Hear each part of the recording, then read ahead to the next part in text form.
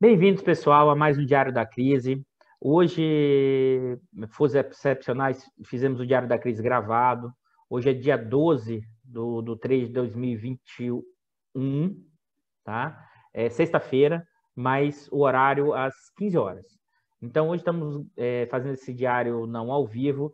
Eu sei que vocês, inclusive, devem estar na expectativa dos vários eventos que aconteceram. Eu sei que, inclusive, me marcaram lá no meu Facebook: Eduardo, você vai fazer o Diário da Crise especial, isso meio que na terça-feira à noite, no calor dos eventos.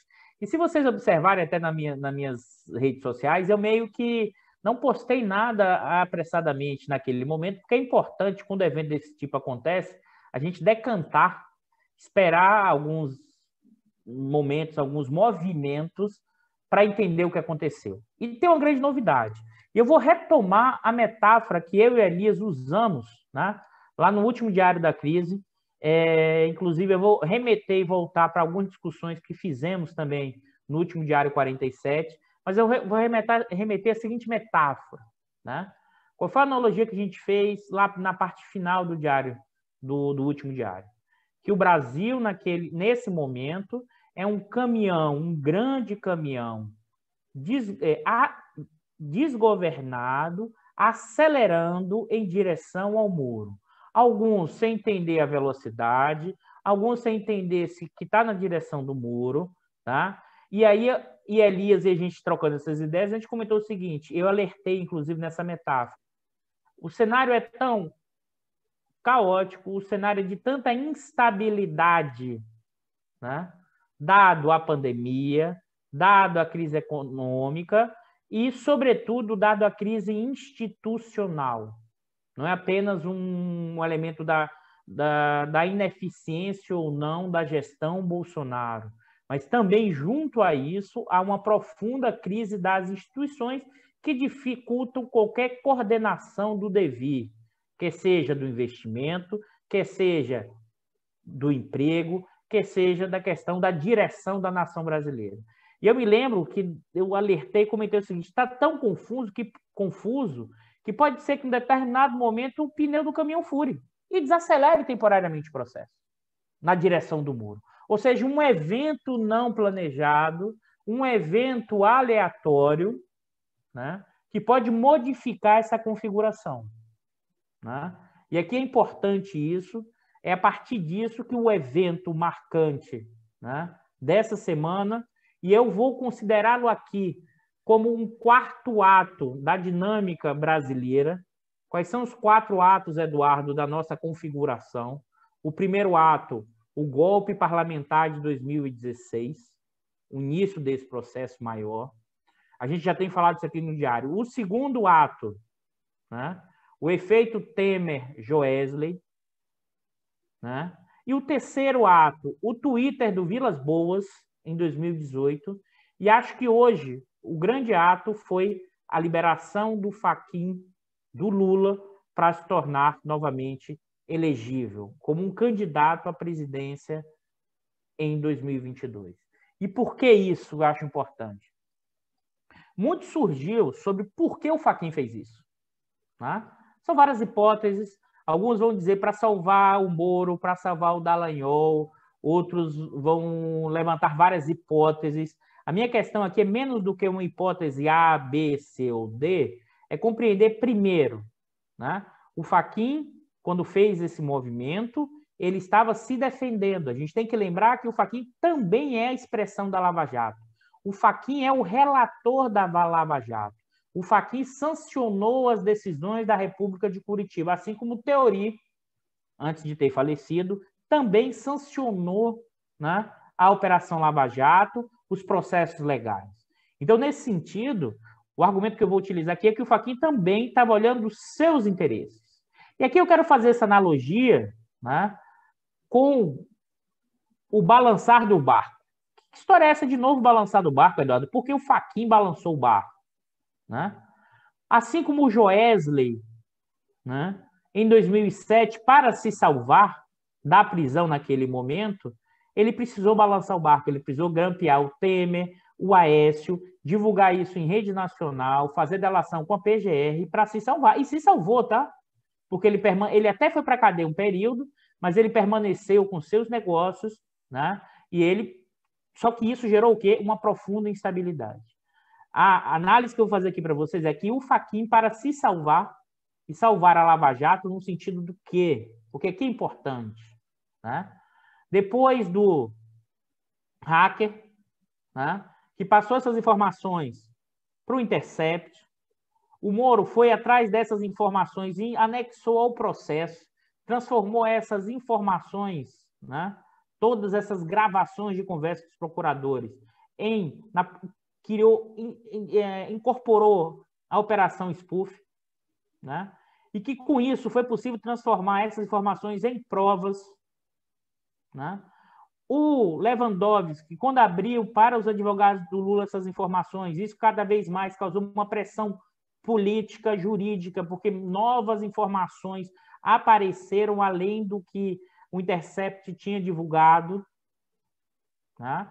E isso causou uma pressão na opinião pública, isso causou enorme pressão no meio jurídico, tá? E estava sobre suspeição, sobre suspeita, não apenas o juiz, mas toda a Operação Lava Jato e toda a República de Curitiba. E é bom lembrar que todos esses processos tiveram como relator no Supremo quem? O Fachin. Tá? E aqui começam a surgir várias questões que dizem respeito assim, mas será que o Fachin não combinou? Será que o Fachin não combinou com o Pleno ou com os outros representantes do STF? É claro que a gente nunca vai ter certeza disso, mas minha hipótese é que não. O Fachin, pelos eventos, pelo que aconteceu na segunda turma, depois pelo próprio Toffoli, que manteve o julgamento da suspeição do Moro na segunda turma, né? O Fachin operou para tentar se livrar. E é esse que é o ponto. Se tivesse tão organizado assim, se os atores, se o Supremo, se os empresários tivessem toda essa organicidade, a gente não estaria na situação que estamos vivendo hoje, de profunda crise institucional, de profunda crise sanitária e de profunda crise econômica e social. Tá? A gente está aqui desde 2000, o nosso primeiro diário da crise é 2016, tá? Levantando essa hipótese que vai se confirmando ao longo do tempo que nós vivemos um 18 Brumário Tupiniquim, em que as instituições perderam a capacidade de coordenar a economia, de coordenar a política, de coordenar a sociedade brasileira. Tá? Nesse sentido, e aqui eu queria ressaltar, tá? A decisão do Fachin me parece muito mais como aquela jogada assim, de um jogador ruim, né, do que uma grande coordenação. Aquele jogador que chegou na cara do gol, chutou a bola muito longe do gol, isolou a bola, tá? E supostamente dizendo o seguinte, as pessoas fazendo análise, não, ele chutou e isolou a bola porque na próxima jogada ensaiada a gente vai voltar a prender o Lula. Não tem nenhum sentido lógico esse tipo de dinâmica, não tem nenhum sentido lógico esse tipo de interpretação. Tá? Por que, inclusive? Porque basta olhar a manutenção do julgamento da suspeição do Moro, do Gilmar, que tem como presidente da segunda turma o Gilmar Mendes, e o voto do Gilmar Mendes e o voto do Lewandowski. E por que isso? Porque o voto do Gilmar Mendes era um voto esperado. O Gilmar Mendes está com esse processo de suspeição há muito tempo, né? Outra questão que acho que é importante aqui, o que é que o Gilmar Mendes está tentando recompor? O Gilmar Mendes não estava pensando em soltar o Lula voltar a soltar no sentido de ser elegível para ser candidato. O Gilmar estava querendo recompor a hierarquia do judiciário brasileiro. Né?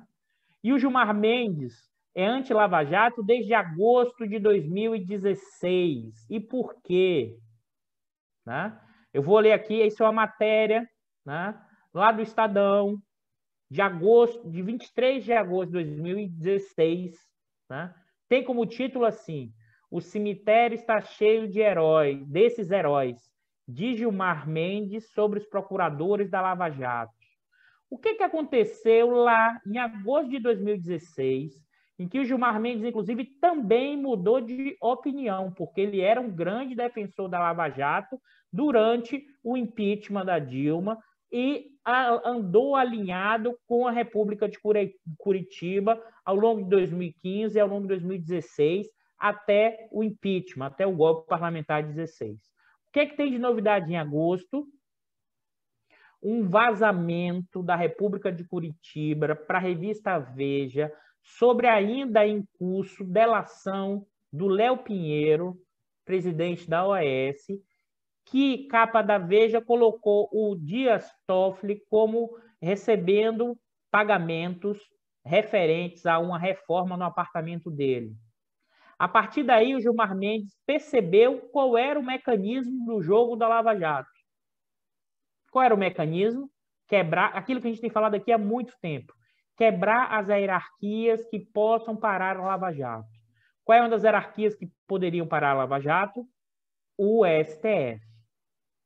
O Gilmar, naquele voto que ele está fazendo da suspensão do Moro, ele está tentando recompor a hierarquia da forma e da lógica do judiciário brasileiro. Qual é ela? Que lógica é essa? Juiz de piso, procurador e principalmente juiz de piso não pode influenciar ou achar que manda em ministro do STF. Recolocar de volta as hierarquias do judiciário. Não achar que qualquer juiz de piso pode fazer o que quiser. Essa é a visão do Gilmar Mendes. Tá? Se há 2, 3, 4 anos atrás, uma boa parte dos juízes tinham como referência e exemplo o Moro, né? O Gilmar Mendes está querendo passar o recado que isso acabou, porque o Moro descumpriu as regras. Então, essa é a dinâmica do processo, e o Gilmar Mendes já poderia ter julgado isso há muito tempo, e é bom lembrar que a suspeição era apenas no caso do triplex do Lula. Os outros processos ainda poderiam ocorrer. Não estava claro ainda se o Lula poderia voltar a ter condições de ser candidato a presidente. Então é nesse jogo, observe bem, é nessas dinâmicas, para a gente limpar o caminho das interpretações. Né? Ou seja, o Fachin tentou se livrar. Tá? Acho muito difícil que o Fachin teria armado isso tudo para depois voltar. Mas aí alguém poderia estar, mas Eduardo, não vai para o pleno ainda. O Lula não pode perder, o pleno não pode rever, né, a decisão do Fachin.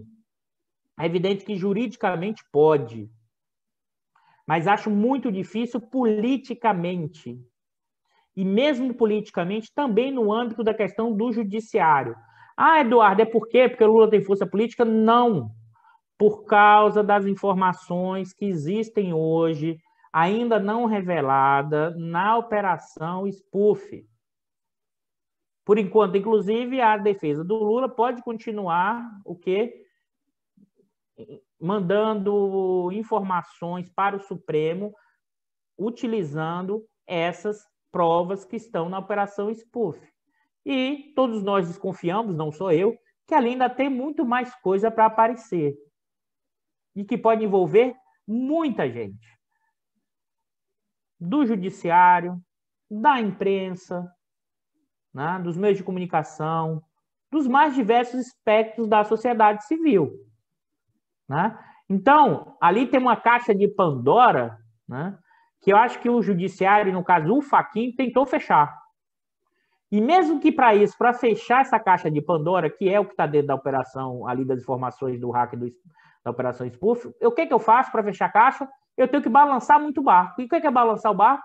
Botar o Lula de volta nessa história. Né?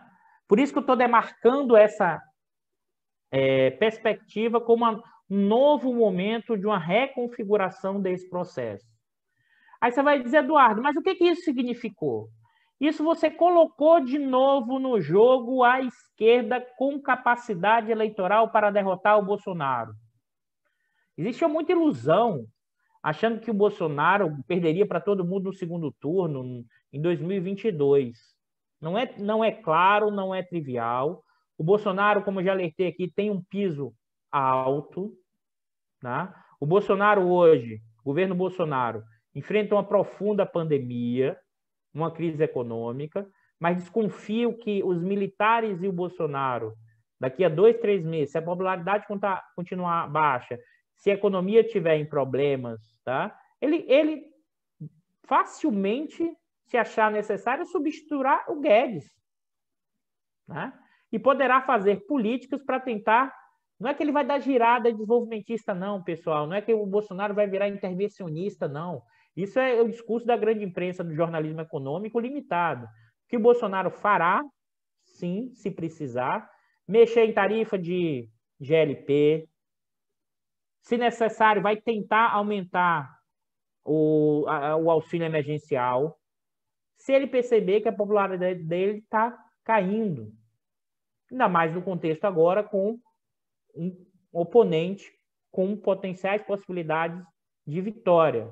E mais ainda, o que eu estou dizendo aqui, que depois vou mostrar a próxima pesquisa XP, aquilo que a gente já tinha alertado, e eu e o Ricardo sempre conversamos sobre isso, não é que o Lula vai ganhar de braçada, nadar de braçada, não. Na verdade, o Lula se tornou um candidato competitivo contra o Bolsonaro. Porque até então não tínhamos um candidato. Os candidatos que se apresentaram tinham uma diferença enorme em termos eleitorais. Tá? Então, é nesse contexto que a gente precisa entender o que é a configuração dessa entrada desse novo cenário a partir desse novo momento, que é essa libertação do Lula a partir de uma decisão do Fachin. Tá? Isso muda de patamar, né? Isso coloca de novo a esquerda no jogo, e aí alguém vai dizer, Eduardo, mas será que o Lula é de esquerda? Eduardo, será que o Lula fez conciliação entre 2003 e 2011? Pessoal, vamos baixar a bola. É o seguinte, a gente estava perdendo de 7-1, na verdade agora tem alguma chance de se movimentar, tá? E o que é a correlação de forças nesse momento? Independente aí da questão partidária e do senso, mas o Lula tem uma capacidade eleitoral enorme, sobretudo no Nordeste, né? Que provavelmente será um importante divisor na questão eleitoral de 2022. E eu estou trazendo essa discussão porque eu quero voltar o que foi o discurso do Lula, né? Realizado na última quarta-feira. Né? Eu acho que o discurso do Lula tem... Claro que o Lula falou sobre várias dimensões, falou da questão da pandemia, que eu vou voltar um pouco mais para frente. O Lula fez profundas críticas ao Bolsonaro, inclusive demarcou o campo que a extrema-direita, Olavo de Carvalho, toda essa visão é conectada com o Bolsonaro. Tá? Mas eu acho que tem alguns recados interessantes para o andar de cima naquele discurso do Lula. Eu vou pensar alguns trechos importantes aqui para comentar, tá? Que me chamou a atenção. E aí eu vou evocar um pouco do argumento que o Elias utilizou, tá, no último Diário da Crise, que ele fala que a hipótese dele é que o Lula se encontrou com o Getúlio na cadeia. Tá? Esse insight aí, essa imagem que o Elias fez no último diário, eu acho que foi muito feliz e conecta-se muito com o discurso do Lula, principalmente no plano econômico, na questão do petróleo e na questão dos mercados. Quais pontos foram esses, Eduardo? Né?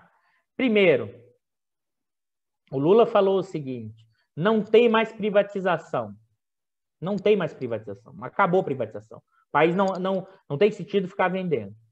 Segundo ponto, no que diz respeito às privatizações passadas. Ele falou que irá rever as privatizações, não.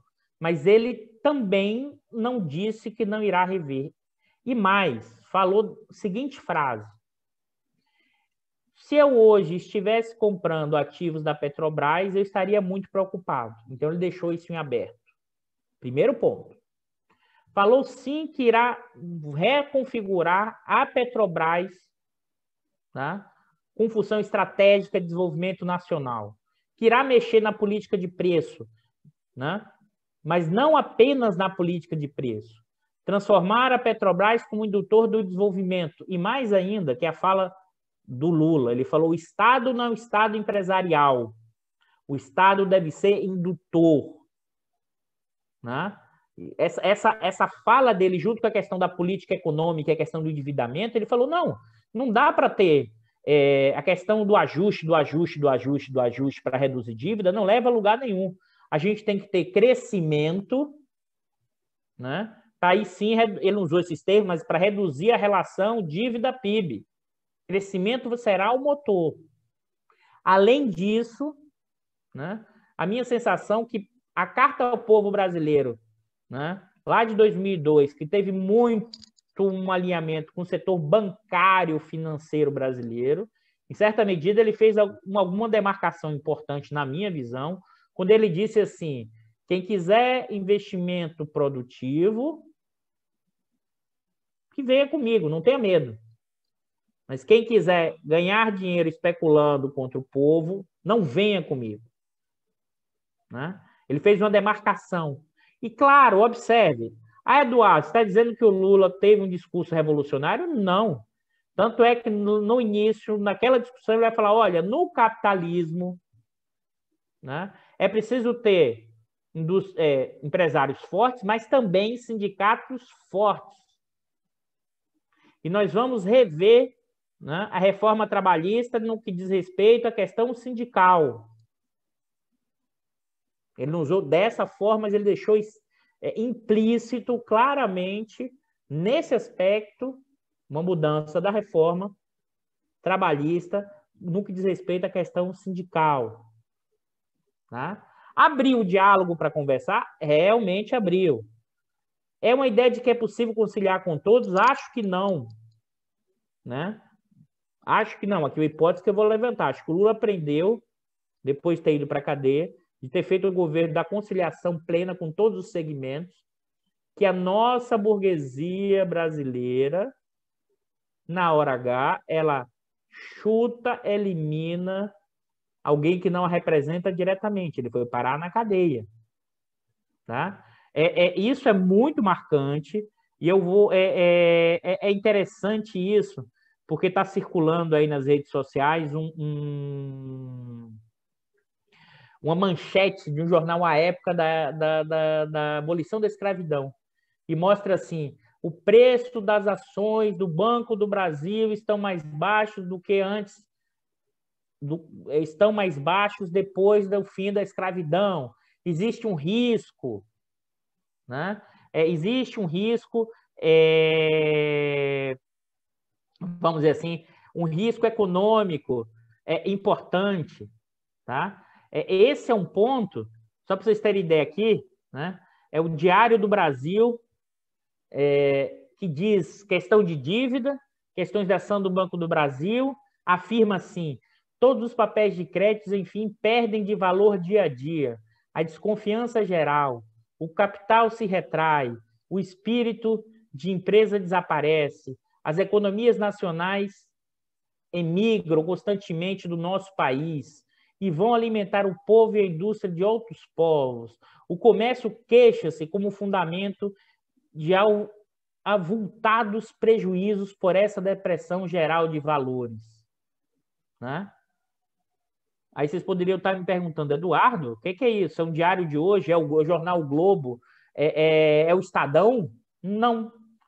Isso é uma notícia, né, dada após o fim da escravidão e os segmentos empresariais reclamando, né, do fim da escravidão.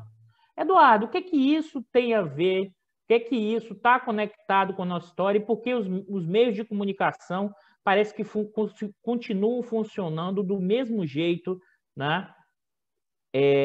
De um passado tão longínquo como se estivesse operando agora. Primeiro, o que eu acho importante, os meios de comunicação são caixas de ressonância, que é importante, os grandes meios de comunicação, do nosso andar de cima. Né? E eu vou repetir aqui uma frase que eu tenho duas afirmações, uma do Chico de Oliveira e uma do Florestan Fernandes. O do Chico de Oliveira de 2002, do texto Jeitinho e Jeitão, e o do Florestan Fernandes de 62.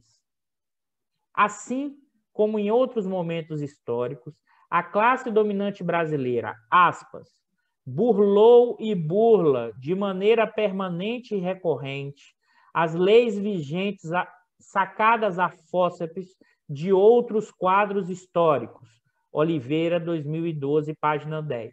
E adota uma resistência, aspas, ultra intensa à mudança social, voltando-se de forma, aspas, sociopata para a preservação pura e simples do status quo, defesa dos privilégios e dos lucros a qualquer custo. Tá? Então, é nesse sentido que essa discussão volta e ela permanece na dinâmica presente, porque os nossos setores dominantes ainda têm o seu espírito conectado, o seu DNA na formação com a questão escravocrata, com a questão da propriedade, com a questão antissocial, mesmo aqueles que se dizem cosmopolitas, mesmo aqueles que operam numa lógica mais globalizada. Né? É importante isso, e eu acho que o Lula ter ido para a cadeia, dado toda a conciliação que foi feita lá atrás, né? Bom, essa é a minha hipótese, espero que ele tenha percebido isso, eu acho que sim, pelo discurso, que ele demarcou um campo. E qual foi o campo que ele demarcou? Ele, inclusive, disse, se tem gente comprando ações da Petrobras para especular, não compre. Tá? Então, claramente demarcou, né, da ideia de um reforço da questão sindical, a ideia de uma configuração de um capitalismo, buscando um capitalismo com mais investimento produtivo pela questão industrial. Tá? E o que me impressionou muito é que todos os editoriais de jornalões falaram assim, o Lula foi para o centro. Eu acho que talvez esse discurso do Lula foi um discurso mais radicais dos últimos 20 anos do Lula, no sentido do plano econômico, no sentido do plano da demarcação, trouxe a discussão do Estado Nacional, trouxe a discussão do imperialismo norte-americano, aquilo que a gente discutiu no nosso último Diário da Crise. A importância de compreender o que é a nação brasileira, a importância de compreender como a forma que a luta de classe assume no Brasil. Né? E acho, na minha visão, que, em certa medida, o Lula empurrou o PT, né, mais para o campo da esquerda, no plano da política econômica e no plano da intervenção estatal e no plano da intervenção setorial na questão do setor de petróleo e gás e nos outros setores. Né? Quando o Lula fez essa demarcação, né, ele, em certa medida, sinalizou que o partido tem que caminhar nessa direção. Acho que o partido e alguns representantes da questão de política econômica, alguns podem até resistir, eu acho que o discurso foi muito radical, tem notinha saindo já pipocando, tá? Mas não entendeu, e aí a compreensão do Lula nesse sentido não tem, e aí eu queria voltar à hipótese que a gente tem trabalhado aqui ao longo dos últimos períodos. Eduardo, mesmo com esse discurso do Lula, dizendo que vai estimular a demanda, estimular emprego, o andar de cima irá com Lula na eleição? Tá? Alguns têm levantado a seguinte hipótese, o caos é tão grande, né, que os empresários brasileiros vão aprovar o Lula porque eles vão lembrar do passado e que o Lula garantiu de lucratividade. É importante lembrar que é evidente que isso é verdade, ou seja, nunca antes na história os capitalistas brasileiros ganharam tanto dinheiro do setor financeiro ao setor industrial, ao comércio, ao varejo. Mas você tem que olhar a história recente. Os maiores empresários brasileiros, desde 2017, vêm aumentando a sua rentabilidade e sua massa de lucros, chegando a patamar, mesmo no final de 2020, próximo da massa de lucro, ou seja, o lucro líquido, um pouco abaixo, mais próximo do pico dessa massa de lucro das maiores empresas, que é 2010, 2011. Aqui é importante isso. Tá? Os empresários, e aí se você quiser, usa uma linguagem do Kalec, do artigo Aspectos Políticos do Pleno Emprego, ou se você não for tão fã do Kalec, se você quiser, usa na linguagem do Marx, ou da discussão de quem eu coloco a questão do conflito entre capital e trabalho, os empresários, por que os empresários vão querer voltar, os grandes empresários, pessoal, os mega empresários, vão querer voltar um período do Lula se eles tiveram lucratividade no período do Temer enquanto eles fizeram arroxo em cima do trabalhador. Você tem uma reconfiguração do capitalismo brasileiro. E essa reconfiguração passa pelo aumento do poder de algumas empresas em alguns setores. Aí você vai dizer, como é que pode, Eduardo?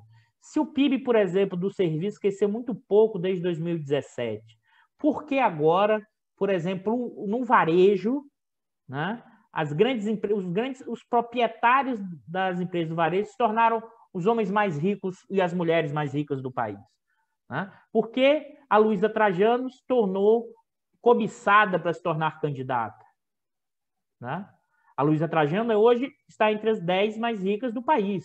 Tem uma profunda mudança no varejo. Eu queria ressaltar aqui, que é o seguinte: a própria crise de 2015 e 2016, em associação com os efeitos da Lava Jato, né, reduziu o poder, destruiu os setores e afetou fortemente empresas da construção civil, que eram empresas que estavam no ramo industrial. Para quem não sabe, a Odebrecht, mais de 50% de suas receitas em 2014 e 2015 era do ramo petroquímico. Eduardo, você está dizendo que não era para combater a corrupção? Não. Eu estou dizendo que a operação, da forma como foi feita, destruiu empresas, emprego e renda, e esse setor, que a indústria também já havia sofrendo há muito tempo, já estava perdendo posição relativa, né? O que os economistas chamam de desindustrialização. A Lava Jato vai jogar uma pá de cal ainda do que sobrava de uma parte expressiva da indústria de transformação e seus efeitos, inclusive, na questão da política de conteúdo local para ampliar a indústria de máquinas e equipamentos voltada para o fornecimento de petróleo e gás. Quando isso é destruído, essas frações, esses segmentos, eles perdem força. E principalmente depois de 15 e 16, porque o que acontece em 15 e 16, pessoal? Em 15 e 16, a rentabilidade dos bancos continua alta. Aí você vai dizer, como, Eduardo, no meio de uma crise daquela? Porque uma parte expressiva, significativa da rentabilidade dos bancos são ganhos de tesouraria e dependem, em certa medida, do nível da taxa de juros, tanto na compra de títulos do governo, como na sua compra e venda no mercado secundário de títulos do governo, que representa quase entre 65% e 70% dos papéis de toda a riqueza financeira do país. E por que você está falando isso, Eduardo? Porque em 2015 e 2016, as empresas privadas, comerciais, industriais, né, do varejo, dos serviços, ou seja, as não financeiras, elas tiveram prejuízos enormes. E a partir de 2016, no pós-golpe, com a Ponte para o Futuro do Temer, que implica mudança da reforma trabalhista, que, na verdade, transformou a carteira assinada e o salário mínimo, né, como sonho almejado, como o teto dos trabalhadores, ou seja, o ponto máximo, que, com a reforma previdenciária, colocou, né, os trabalhadores num grau, na perspectiva de uma quantidade de horas trabalhadas ao longo da vida muito maior, que, inclusive, e as pessoas esquecem, que no caso das empresas, das grandes empresas, elas reduziram o seu volume de dinheiro mobilizado para ações trabalhistas. Então, você pega esse dinheiro que estava mobilizado para possíveis pagamentos de ações trabalhistas, reduz vamos dizer, esse dinheiro guardado e vai fazer o quê? Utilizar. Então, você reduziu custos, quer seja pela redução do preço da força de trabalho, quer seja pela redução do volume de recursos destinados a ações trabalhistas no futuro das grandes empresas, né? E isso foi gerando, junto com queda dos juros, que aí reduziu o custo financeiro, né, um aumento da rentabilidade e, além de tudo, essas grandes empresas fizeram o quê? Essas grandes empresas ganharam mercado. Elas usaram mais tecnologia, distribuição e aumentaram o mercado em cima das pequenas e médias empresas, né? Então, você tem uma reconfiguração do capitalismo brasileiro, com a redução do poder dos segmentos industriais, com a manutenção do poder financeiro, com o crescimento, observe, das grandes empresas do varejo e de serviços médicos. Interessante isso aqui. Varejo e serviços médicos se tornaram fusões, aquisições, né? Ou seja, você vive um momento de uma profunda concentração e centralização de capital no Brasil, muito parecido com o que aconteceu pós-64 no Brasil, com a diferença que pós-64 foi concentração e centralização de capital com crescimento econômico. Nós estamos vivendo um processo de concentração e centralização de capital com baixíssimo crescimento econômico e até com recessão, né? Então, nesse sentido, eu acho importante qualificar a discussão do que é o andar de cima. O andar de cima é formado por frações no bloco do poder.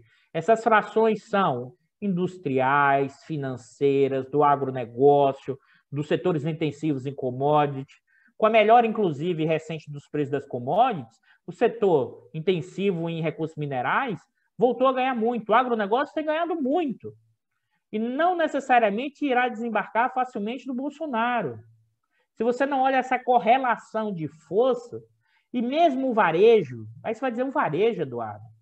O varejo está querendo o quê? Que tenha mais auxílio para o pessoal gastar mais, mas não pode perder de vista que o varejo é intensivo em trabalho. Os custos salariais são custos importantes, né? Então, necessariamente, e o setor financeiro, então, né, permanece com o Bolsonaro, né? E uma parte do setor financeiro continuar com o Bolsonaro. Uma parte pode desembarcar por quê? Porque está percebendo que a crise está ganhando uma dimensão muito grande em termos sanitários por causa da pandemia, que afeta a questão econômica, né? E isso pode implicar em mudanças de política fiscal, e isso pode alterar, dados os efeitos diretos e indiretos disso, no preço dos ativos financeiros. Eles podem estar na seguinte situação: olha, acho que agora não dá mais para passar a boiada que a gente queria. Qual é a boiada? Continuar a reforma, privatização. Que reforma, pessoal? Reduzir direitos trabalhistas, reduzir direitos sociais, como os economistas ortodoxos costumam dizer que a Constituição de 88 não cabe no Brasil. Não cabe no Brasil porque não cabe na taxa de lucro que os mega empresários no Brasil pretendem manter. Isso é que não cabe no Brasil, com direito social e com direito trabalhista. Um profundo grau de exploração da força de trabalho, né? E, nesse caso, esses economistas ortodoxos funcionam como despachantes desse pessoal. O que está em curso é, como você tem essa profunda crise econômica, sanitária, né? Alguns desses segmentos, não todos, do mercado financeiro, perceberam o seguinte: caraca, isso pode explodir e eu posso perder tudo. Outros ainda tentam passar o quê? Algumas reformas. A PEC emergencial, em parte, é essa tentativa. Não como eles gostariam, mas é uma tentativa. No texto que o Bicalho me mandou da Helena Landau, ela falou: olha, essa privatização da Eletrobras é muito ruim, é muito problemática, o mercado não quer, mas vamos fazer essa privatização porque é a nossa oportunidade de privatizar. E o Lula demarcou isso, dizendo o quê? Dizendo o quê? Não tem mais privatização. E ainda abriu a possibilidade de reversão de algumas privatizações. Então, nesse sentido, mesmo esse setor do varejo, ele está acostumado com essa rentabilidade nos últimos 4 ou 5 anos. Então, não acho que esse andar de cima e suas várias frações do bloco no poder, e aí o pessoal tem que ter cuidado, porque tem que olhar os dados, olhar a rentabilidade, e aí não é olhar apenas de uma forma mecânica a economia, é olhar os interesses econômicos, os interesses políticos e o que é o DNA desse setor dominante brasileiro. Aí você vai dizer: Eduardo, o agro. O agro, será que não está preocupado com o Bolsonaro na questão internacional? Pessoal, pode até estar preocupado, mas continua exportando muito para a China. E o agro, esse Brasil profundo, adora ter arma para meter bala, né? No pessoal do MST. O Lula falou isso. Não vai ter arma. O pessoal dá tiro do pessoal do MST. A questão arraigada da propriedade como elemento estruturante, né? o que isso, inclusive, na questão dos direitos civis. Assim, no nosso Código Civil, o crime contra a propriedade é maior do que o crime contra a vida. Por falar nisso, nós vamos ter só um parênteses. No nosso próximo Diário da Crise, a gente vai ter a honra de ter aqui o professor titular da USP do Direito, na área do Direito Econômico e de Economia Política, o professor Gilberto Bercovitch, discutindo, inclusive, privatização, empresa pública. Mas a gente comenta isso mais no final dessa participação do professor Bercovitch. Mas observem bem, nessa configuração, o varejo não virá rapidamente. Ele pode até vir depois do Lula, caso Lula seja eleito, que eu acho uma disputa apertada com o Bolsonaro, e adotar políticas de demanda efetiva, políticas fiscais expansionistas em termos de investimento de infraestrutura, mantendo também juros num patamar mais baixo, né? Aí sim, parte desse andar de cima pode até voltar para o Lula, e outra não. Agora, como já tem teorias aí dizendo o seguinte, não, isso tudo foi porque agora o andar de cima vai com Lula e uma articulação e ligação com o Fachin, porque agora o Bolsonaro se tornou tão disfuncional que os capitalistas brasileiros acham que o Lula é melhor. Pessoal, cuidado com explicações fáceis, cuidado com a ideia do argumento que está tudo fechado. Se tivesse tudo fechado, se tivesse tudo organizado, a gente não estaria chegando na situação que a gente chegou hoje. E essa situação hoje, eu vou apresentar para vocês, está muito expresso, e aí, como eu já tinha comentado, na questão do Lula passando a ser um candidato competitivo, né? Eu queria mostrar que a última pesquisa, apresentar aqui para a gente finalizar o nosso diário, a última pesquisa eleitoral da XP, é a primeira que saiu no período recente. E aqui tem um ponto que o Bicalho tem me alertado, a gente tem conversado muito sobre isso, que é o efeito da pandemia. A crise sanitária ganhou um patamar acima de 2.000 mortes, depois de tanto... da gente, na verdade, nem ter saído da primeira onda, porque não é segunda onda, é uma nova pandemia, né? Que é a população ouvida em relação ao medo, né, do surto de coronavírus. Se você olha na última pesquisa de fevereiro, 21 de fevereiro, 39% estavam com muito medo da pandemia. Isso subiu 10 pontos para 49%, ou seja, quase metade da população brasileira está com muito medo da pandemia. Aquele que não tinha medo, não está com medo nenhum, eu posso dizer que aqui um forte alinhamento com a visão bolsonarista, caiu de 24 para 18. Né? Caiu 6 pontos percentuais.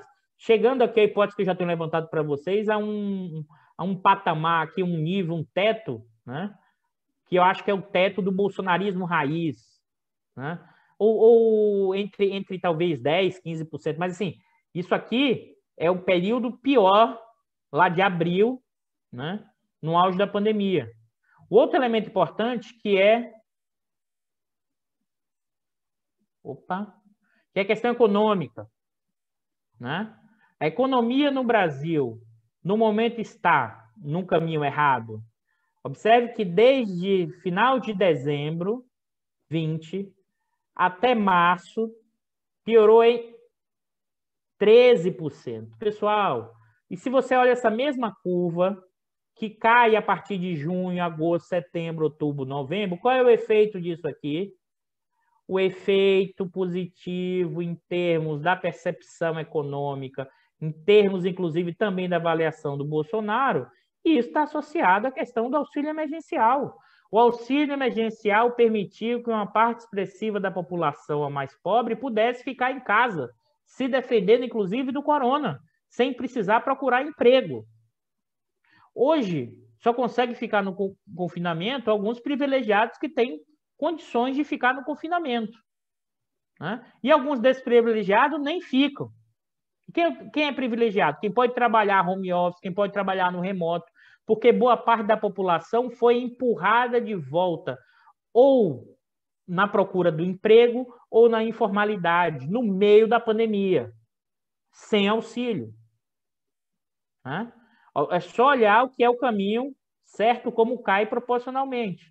Então, você tem uma crise profunda econômica da questão da pandemia, mais ainda, e aqui eu queria ressaltar isso também, e aqui é um embate que volta novamente entre economia e vida, pandemia. Que o Bolsonaro expressa isso, mas não é questão do Bolsonaro em si.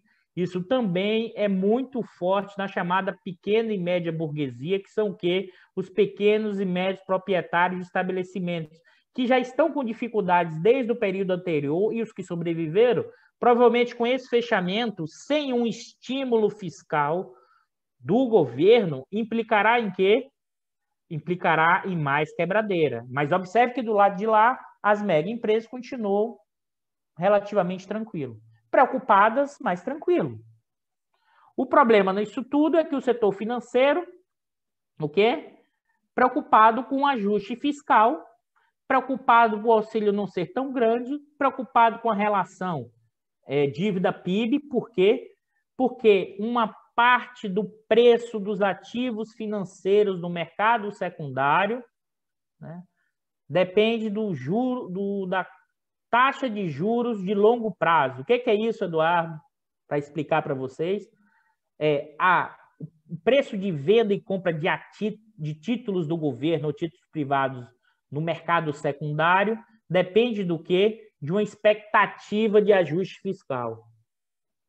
E aí os caras falam, pô, se quebra ajuste fiscal, vai reduzir a minha riqueza e vai reduzir meu lucro. Mantém o ajuste fiscal, mesmo que no meio da pandemia, mesmo que a população seja empurrada para o vírus por causa do desemprego. Então, cuidado na qualificação, que isso é apenas fruto do governo Bolsonaro e de suas políticas. Uma parte significativa desse andar de cima pressiona, sim, para manter aberto.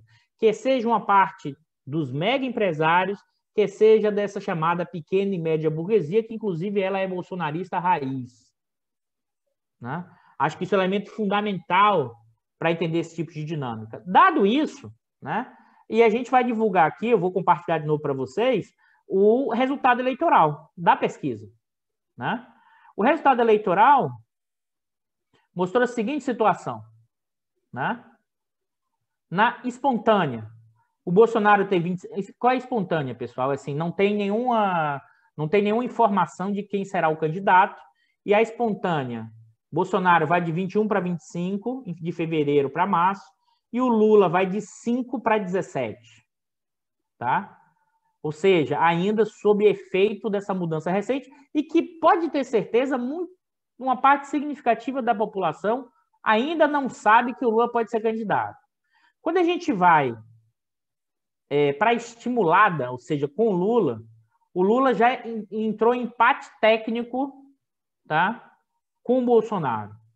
27% contra 25%, o Moro 10%, né, o Ciro Gomes 9%, o Huck 6%, o Dória 3%. Esse eu não sei como é que o pessoal tenta desenterrar o Dória para ser candidato. O Dória nunca teve chance.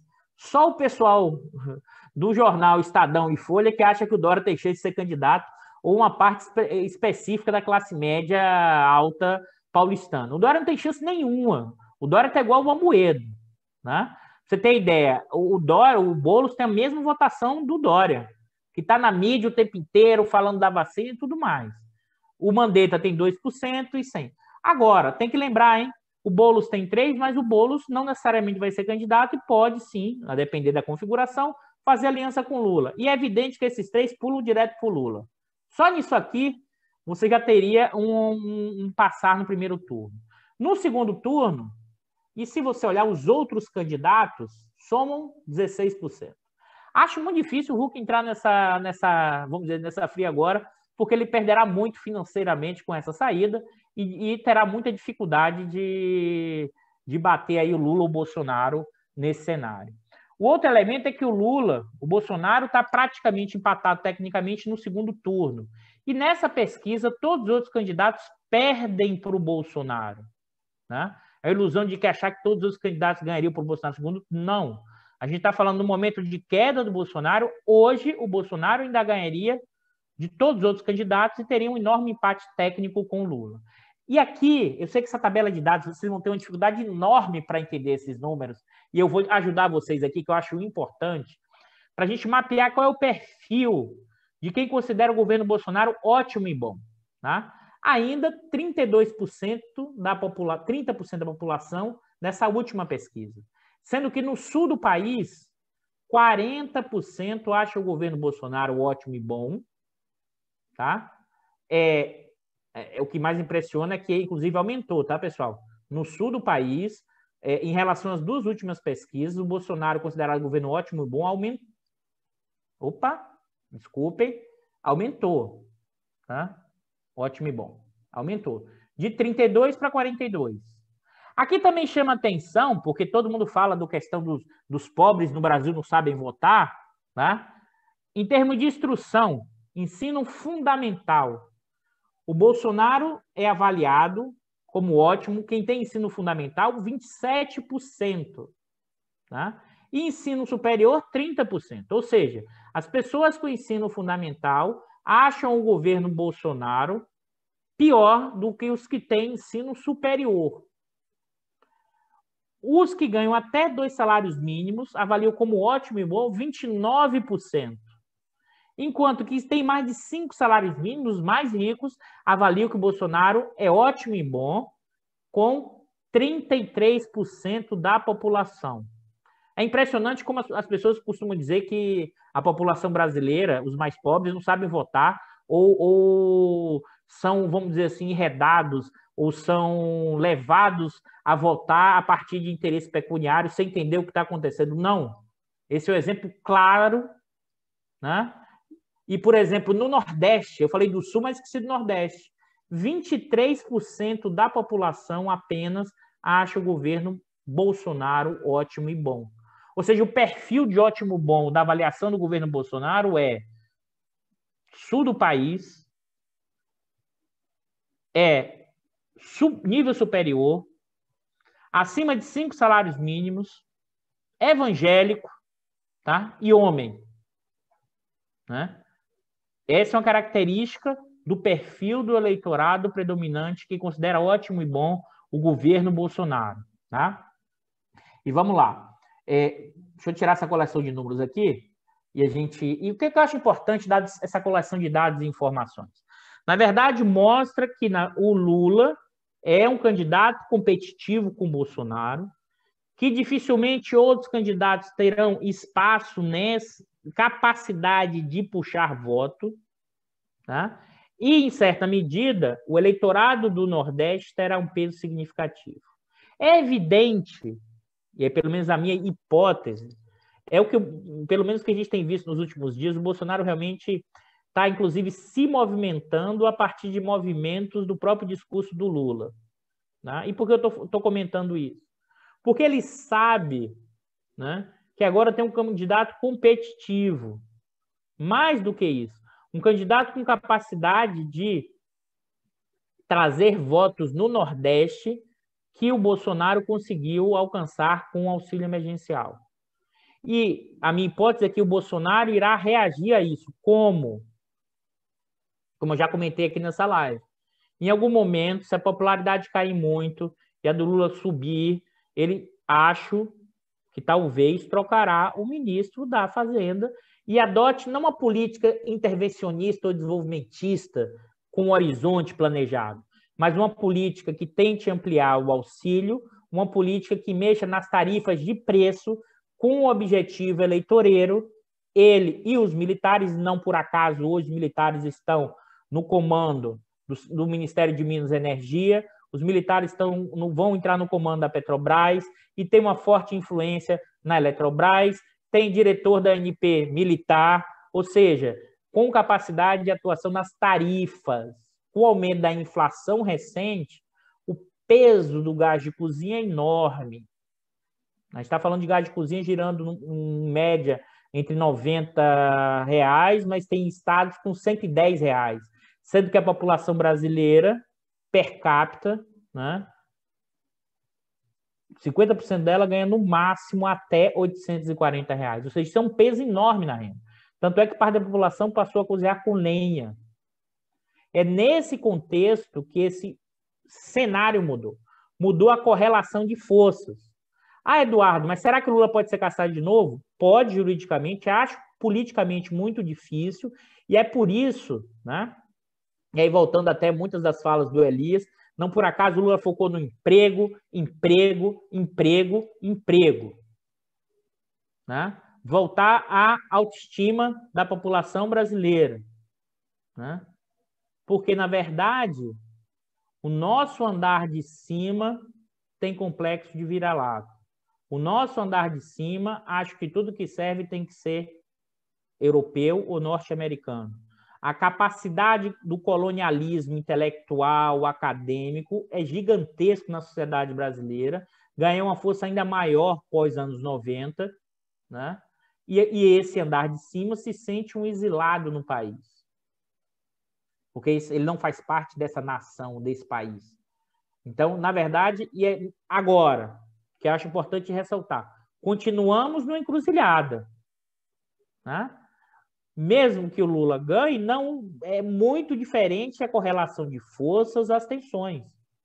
Você não, mesmo que o Lula tente conciliar, não vai ser possível, dada a configuração do cenário externo, dada a nova correlação de forças, dado que esse bloco no poder do capitalismo brasileiro, essas frações operam, nós continuamos numa profunda encruzilhada histórica, né? Com elementos que, às vezes, só lembrar, por isso que eu vou evocar novamente os comentários do Elias, um pouco que o Getúlio entra, o segundo Getúlio, tenta fazer grande acordo, inclusive, com o pessoal mais liberal, inclusive para o Ministério da Fazenda, né? Não consegue, desarticula novamente, resolve aí, a partir daí, aumenta a tensão com a questão da criação da Petrobras, do maior intervencionismo.